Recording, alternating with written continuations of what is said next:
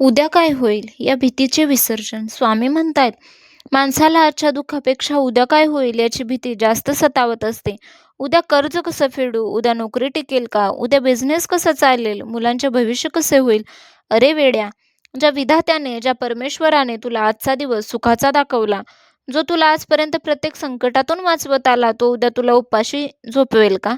तुझा विश्वास एवढा कच्चा कसा असू शकतो उद्याची काळजी करायला, तुझा मार्ग उजळून टाकायला? तुझा हा स्वामी समर्थपणे उभा आहे. निसर्गाचा हा सुंदर नियम बघ. रात्रीचा किती घट्ट अंधार असला तरी तो कायम टिकतो का? नाही ना. त्या अंधाराला चिरून उद्या सकाळी सुवर्णाची पहाट होणारच आहे. तसेच तुझ्या आयुष्यातील हा कठीण काळही निघून जाईल. उद्याचा दिवस मी आधीच तुझ्यासाठी खूप सुंदर आणि संधींनी भरलेला लिहून ठेवला आहे. मग तू आजच विचार करून स्वतःचे आरोग्य का बिघडवत आहेस? विनाकारण भविष्याचा विचार करणे बंद कर. रात्रीचा हा वेळ फक्त आणि फक्त शांततेसाठी, विश्रांतीसाठी आहे.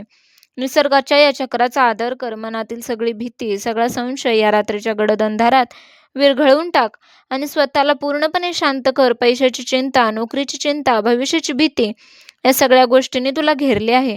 तू विचार करतोस की उद्या काय होईल? घर कसे चालेल?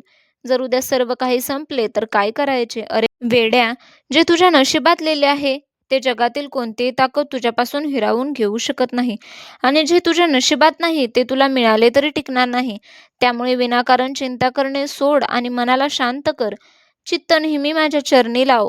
बघ, तुझ्या मनातील सगळी अशांती कशी पळून जाते ते.